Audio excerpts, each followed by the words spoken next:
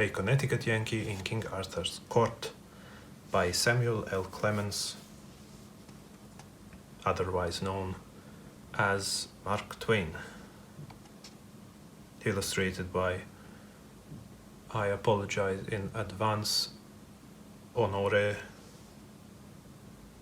Gilbo. Released by the Heritage Press, New York, in 1948.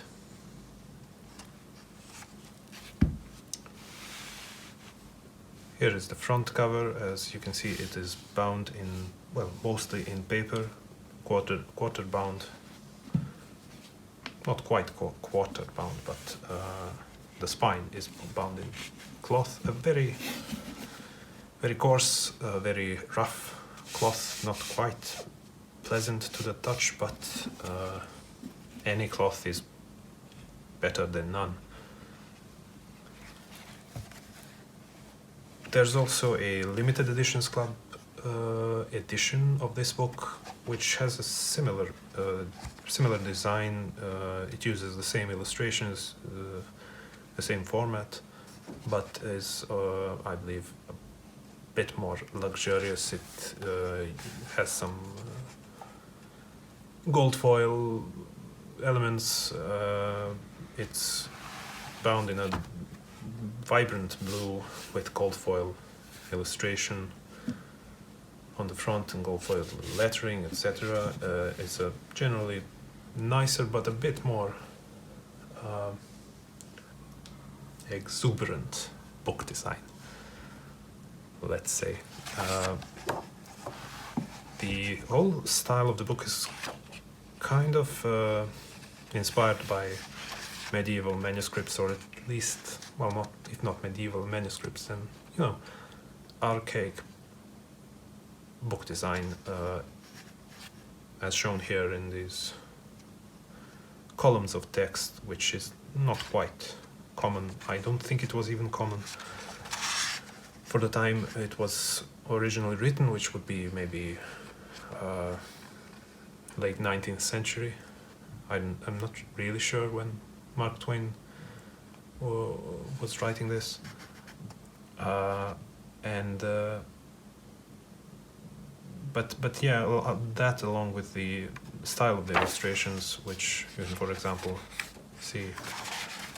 Let's find one good one. Well, here's one.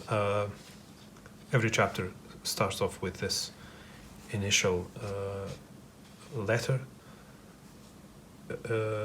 illustrated with a scene from the chapter.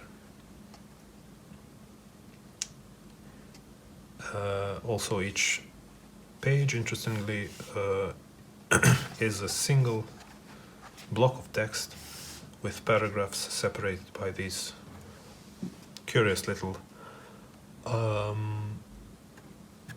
not sure what I would call them, typographical elements. And then there are normal paragraph breaks in the rest of the chapter, with text divided into two columns.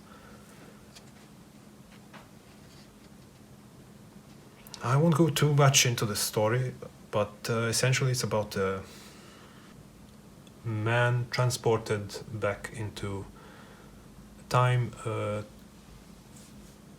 from, I assume, the late 1800s, sorry, to King Arthur's medieval Britain.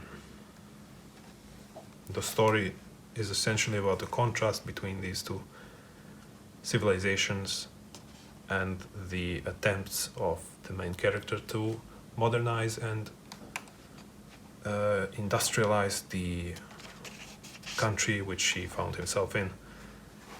There's a lot of criticism of the past, a lot of criticism of the monarchy or the feudal system or the influence of the church on everyday life.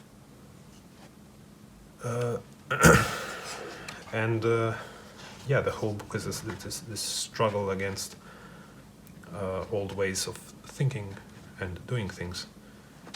There's a nice illustration of Merlin. He's the you can call him an antagonist because the main character pretends to be a magician doing these miracles, but obviously his miracles are essentially technological marvels. He is making buildings explode with TNT, and he's predicting solar eclipses, while Merlin essentially has no power other than the belief of the people that he actually does do magic, and the belief of himself that he actually can do magic. I don't think he intentionally tries to trick people. It's just that he has no magical powers other than what he's convincing himself of. It's a really nice quality book, nice quality paper, binding opens up nicely. It's a bit large, so not terribly convenient to read, but it's a sacrifice I was willing to make. It's also not terribly expensive. You can probably find it for maybe I don't know, $15, something like that, depending on the condition, of course. It also comes in a slipcase, nothing special. Mine didn't. Mine came in a slipcase, but the slipcase was so damaged I just threw it away. The slipcase is I think the same grayish, greenish, bluish color as the main, as the front cover. If you are looking for an interesting edition of this book, this is one I would highly recommend. I do not think you will regret it. Thank you for watching.